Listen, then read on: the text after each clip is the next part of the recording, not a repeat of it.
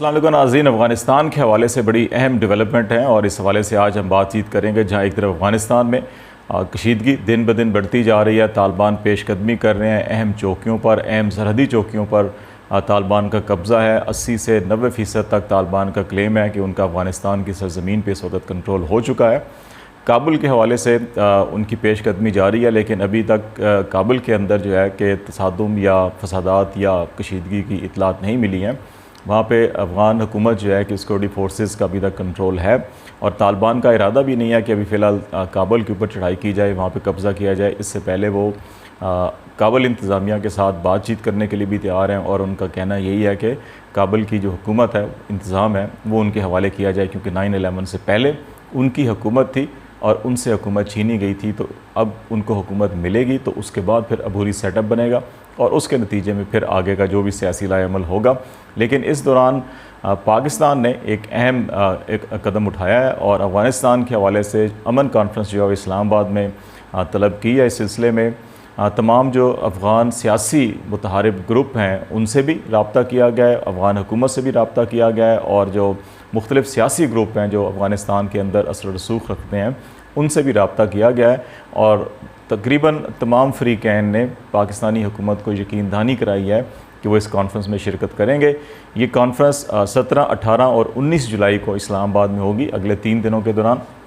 इस्लामाबाद में ये होगी और मेज़बानी पाकिस्तान करेगा। इसमें वज़ीर-ए-आज़म इमरान ख़ान ने भी ज़ाती तौर के ऊपर इनिशिएटिव लिया और उन्होंने अफ़गानिस्तान के साबिक़ प्रेसिडेंट हामिद करज़ई साहब को भी फ़ोन किया और कहा कि इमरान ख़ान साहब ने उन्हें दावत दी यहाँ पे कॉन्फ्रेंस में शिरकत के लिए और उनसे कहा गया कि वो अपने जो अहम सियासी कायदीन हैं या उनके जो हम ख्याल लोग हैं उनको भी बेशक इस्लामाबाद लेकर आएँ, ताकि तमाम अफ़गान जो सियासी कायदीन हैं, सियासी स्टेक होल्डर्स हैं, वो मिल बैठ कर ख़ुद फ़ैसला करें कि अफ़गानिस्तान का सियासी मुस्तक़बिल है वो क्या होगा। और उस हवाले से किसी एक मुत्तफ़िका नुकात के ऊपर अगर एग्रीमेंट हो जाता है तो उससे कम अफ़गानिस्तान के अंदर जो एक खाना जंगी और कशीदगी की फ़िज़ा की गैर यकीनी सूरत हाल है उसका ख़ात्मा किया जा सकेगा। इसके अलावा प्राइम मिनिस्टर इन दिनों उज़्बेकिस्तान के दौरे पर हैं, जहाँ पे पहले 1-2 दिन जो है कि वो बायलैटरल इश्यूज़ के ऊपर बहुत सी गुफ्तगू हुई, मुआहदे भी हुए पाकिस्तान और उज़्बेकिस्तान के दरमियान एक दूसरे के साथ सनती तिजारती शोबों में तावन के हवाले से। और इसके साथ साथ जो है कि दोनों ममालिक ने जो स्ट्रेटजिक पार्टनरशिप है उसके ऊपर भी इत्तफ़ाक़ किया और उसके हवाले से भी जो है कि एक डॉक्यूमेंट के ऊपर साइन किया गया। इसके अलावा उज़्बेकिस्तान की क़यादत ने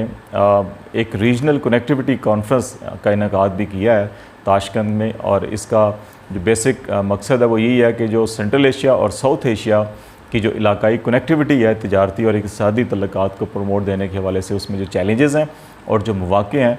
उनकी निशानदेही की जा सके और फिर मिल बैठ कर जो है कि इस हवाले से एक लाएअमल बनाया जाए कि ताकि आगे किस तरह से साउथ एशिया को और सेंट्रल एशिया को आपस में कनेक्ट किया जा सकता है और उसके जो समरात हैं, इक़्तिसादी समरात या तिजारती समरात जो हैं वो आम आदमी तक, यहाँ की बिज़नेस कम्युनिटी तक, यहाँ के ताजरों तक पहुँचाए जा सकें। तो इस हवाले से ये कॉन्फ्रेंस है। इसमें अफ़गानिस्तान के सदर अशरफ गनी साहब को भी मदऊ किया गया और आखिरी इतलात तक जो है कि प्राइम मिनिस्टर इमरान ख़ान और अशरफ गनी साहब की भी ताशकंद में मुलाकात जो है वो शेड्यूल है। और इसमें भी जहाँ एक तरफ रीजनल कनेक्टिविटी की बात की जाएगी, वहाँ पे जो ये अफ़गान पीस प्रोसेस है और इसमें जो पाकिस्तान का इनिशिएटिव है उस वाले से ही बातचीत की जाएगी और अशरफ गनी साहब को भी दावत दी जाएगी कि वो भी पाकिस्तान आएँ और इस हवाले से जो भी मुमकिन मदद है पाकिस्तान फराहम करने के लिए तैयार है। लेकिन जो पॉलिटिकल सेटअप है, अबूरी सेटअप है और जो मुस्तक़बिल है सियासी अफ़गानिस्तान का, वो अफ़गान लीडरशिप को ख़ुद जो है उसका तयन करना है, उसका रास्ता ख़ुद तयन करना है, उसकी मंजिल ख़ुद तयन करनी है। पाकिस्तान जो है फैसिलिटेट कर सकता है, जहाँ जहाँ तक उनका तल्लुकात है, असर रसूख है, उन तमाम ग्रुपों को पाकिस्तान ने अप्रोच किया है। इसके साथ साथ जो बाकी भी तमाम जितने भी सियासी स्टेक होल्डर हैं अफ़गानिस्तान में उन सब को अप्रोच किया गया। तो ये एक बड़ा अहम कदम है, ये अच्छा इनिशिएटिव है। रिसेंटली रशियन गवर्नमेंट ने भी, चाइनीज़ गवर्नमेंट ने भी अपना किरदार अदा किया। कतर की हुकूमत जो है वो पहले से ही अफ़गान पीस प्रोसेस को फैसिलिटेट कर रही है। दोहा में उन्होंने तालिबान को पॉलिटिकल दफ्तर है वो कायम करके दिया हुआ है और वहाँ पे बेशुमार राउंड्स हुए और दोहा में ही अमेरिकन और तालिबान के दरमियान जो मुज़ाकरात हुए थे जिसके नतीजे में पुल आउट विड्रॉल किया गया अफ़गानिस्तान से नेटो अफवाज का, वो भी दोहा के अंदर तमाम मुज़ाकरात हुए थे। इसके अलावा जो कतर की हुकूमत है उसने भी काबुल में भी अपने सफ़ीर के ज़रिए से अपने खुसूसी नुमाइंदे के ज़रिए से जो है कि काबुल की हुकूमत और वहाँ पे जो सियासी ग्रुप्स हैं उनके साथ बातचीत की थी और उनको कन्विंस करने की कोशिश की थी कि वो तमाम फरीक़ैन टेबल पर बैठ के बात करें और इस मामले को कोई सियासी अबूरी सेटअप बनाया जाए ताकि लड़ाई झगड़ा या कशीदगी या खून खराबे की बजाय जो है इसको पुरअमन तरीके से मामलात को आगे बढ़ाया जाए। तो ये खुशाइंद बात है। इस्तांबुल प्रोसेस पहले से चल रहा है। थोड़ी सी तुर्की और तालिबान के तल्लुकात के दरमियान जो है कि वो काबुल एयरपोर्ट की सिक्योरिटी और इन इतलात के बाद जो है कि तुर्की जो है कि रजामंद है वो अपनी फोर्सेस को यहाँ पे क़याम के लिए नेटो अफवाज के बाद रखने के लिए। तो उसके बाद थोड़ी सी बयानात के अंदर जो है थोड़ी सी वार्निंग या एक तलखी सी कह लें नज़र आई थी, लेकिन वो भी इस हद तक थी सिर्फ कि तालिबान सिर्फ ये कह रहे थे कि तुर्की के साथ हमारे अच्छे दरीना तल्लुकात हैं और उसने जो पीस प्रोसेस और अफ़गानिस्तान की डेवलपमेंट के हवाले से किरदार अदा किया उसको फरामोश नहीं किया जा सकता। लेकिन अगर तुर्की अपनी अफवाज को नेटो अफवाज की माँ के ऊपर काबुल में रखेगा तो उसको फिर एक गैर मुल्की फ़ौज का तसल्लुत या गैर मुल्की फ़ौज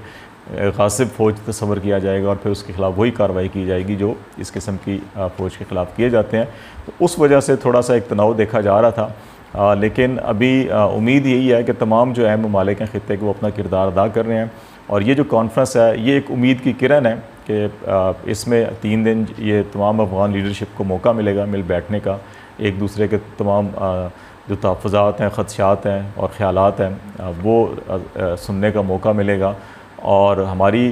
तो ख्वाहिश भी है, दुआ भी है कि इसमें जो है कि कोई ऐसा लाएअमल बन जाए कि जिसके ऊपर तमाम फ़रीक़ैन मुत्तफ़िक़ हों और उस नतीजे में फिर अफ़गानिस्तान के अंदर जो सियासी अमल है आगे बढ़े। अदरवाइज़ काबुल में कब्ज़े के लिए जब अगर लड़ाई हुई तो उसका नुकसान जो है वो ना सिर्फ काबुल में अफ़गानिस्तान में होगा बल्कि तमाम हमसाया ममालिक जो हैं उससे वो भी मुतासिर होंगे। ये जो इनिशिएटिव है बेसिकली अफ़गान पीस प्रोसेस का, ये इनिशिएटिव ज़्यादा बेहतर होता कि जब नेटो फोर्सेस अफ़गानिस्तान के अंदर थीं और दोहा प्रोसेस चल रहा था जिसके अंदर एग्रीमेंट भी हुआ था कि जिसके नतीजे में विड्रॉल होना था। उसी प्रोसेस को अगर आगे बढ़ाया जाता और जो क़ुव्वतें अफ़गानिस्तान के अंदर बैठी हुई थी बतौर ताकत और जिन्होंने एग्रीमेंट भी किया विड्रॉल के हवाले से, अगर वही फोर्सेस जो हैं कि उसी प्रोसेस को आगे बढ़ाते और कोई इंटरम पॉलिटिकल सेटअप कायम हो जाता और उसके बाद विड्रॉल होता तो ज़्यादा बेहतर था। ये पाकिस्तान की एक अरसे से ये राय थी कि ऐसा होना चाहिए, लेकिन अमेरिकन लीडरशिप ने शायद इसको मुनासिब नहीं समझा। लेकिन अब अमेरिका के अंदर ये डिबेट चल रही है, यूरोपीय ममालिक के अंदर भी ये डिबेट चल रही है कि इस किस्म का विड्रॉल जो अचानक सडन किया गया और जिसके नतीजे में एकदम से क्योस पैदा हो गया अफ़गानिस्तान के अंदर, और वो 20 साल से जो कहा जाता है कि जी कि नेटो अफवाज ने अपने मकासद हासिल कर लिए तो इसलिए वो वापस जा रही हैं यहाँ से। तो अगर वो मकासद हासिल कर लिए गए तो लेकिन देर पा अमन का जो मकसद है ख़ित्ते के अंदर शायद वो अभी जो है कि नहीं हासिल हो सका था, और वो उसी वक्त हासिल होगा जब एक पॉलिटिकल कंसेंसस होगा विद इन अफ़गानिस्तान लीडरशिप, और उस कंसेंसस के तहत जो है कि वो सियासी अमल आगे बढ़ेगा और उस सियासी अमल के नतीजे में जो भी सियासी क़यादत मुंतखब होती है, जो भी वहाँ का इंतज़ाम संभालती है, वो फिर अपने तमाम स्टेक होल्डर्स को लेकर आगे चलती है। तो यही देर पा अमन का एक रास्ता है। पाकिस्तान मुसलसल इसके ऊपर ज़ोर दे रहा है और जो इस अफ़गान अमन कॉन्फ्रेंस के इनेकाद का फ़ैसला है वो भी पाकिस्तान का फ़ैसला जो है कि वो इसीलिए है ताकि इनको एक मौका फराहम किया जाए। इसमें दीगर जो दोस्त ममालिक हैं, चीन, रशिया है, तुर्की है, सऊदी अरब है, बाकी ममालिक जो हैं हमसाया ममालिक,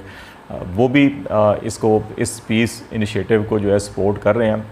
सिर्फ पाकिस्तान के लिए जो इस तमाम तर सूरत हाल के बाद कुछ चैलेंजेस जो पैदा होने हैं वो ईस्टर्न साइड के ऊपर यकीनन पाकिस्तान को थोड़ी सी मुश्किलात होंगी और दबाव बढ़ेगा इंडिया की तरफ से, क्योंकि जो अफ़गानिस्तान से इतलात हैं वो यही हैं कि तालिबान का जूँ जूँ असर रसूख बढ़ता जा रहा है तो इंडियन असर रसूख ख़त्म हो रहा है। उन्होंने अपने कौंसलेट जो हैं वो बंद किए हैं, अपना स्टाफ पुल आउट किया है, वहाँ से एक भारी मकदार में असला अफ़गानिस्तान पहुँचाया है और फोर्सेस की इमदाद के लिए। तो उससे खाना जंगी का भी एक ख़दशा है, लेकिन हमें उम्मीद है कि ये जो अफ़गान पीस प्रोसेस 3 दिन अफ़गान लीडरशिप इस्लामाबाद में बैठेगी तो शायद ये जब एक दूसरे की बात सुने, एक दूसरे को अपना ख्याल से आगाह करें तो शायद कोई ऐसा लाएअमल मुरतब हो जाए जो खून खराबे, कशीदगी और खाना जंगी की बजाय जो है कि अफ़गानिस्तान में अमन कायम करें। यही पाकिस्तान की, यही अफ़गान क़यादत की, यही तमाम इलाकाई लीडरशिप जो है ममालिक हैं, यही आलमी जो क़ुव्वतें हैं उनकी भी ख्वाहिश है कि अमन हो, देर पा अमन हो और दुआ है हमारी कि ये पीस प्रोसेस कामयाब हो। देखिए अभी अगले 3 दिन जो है कि यहाँ पे लीडरशिप में बैठती है तो क्या बातचीत होती है और क्या नतीजे होते हैं। आज तक के लिए इतना ही, इजाज़त दीजिए। अल्लाह हाफिज़।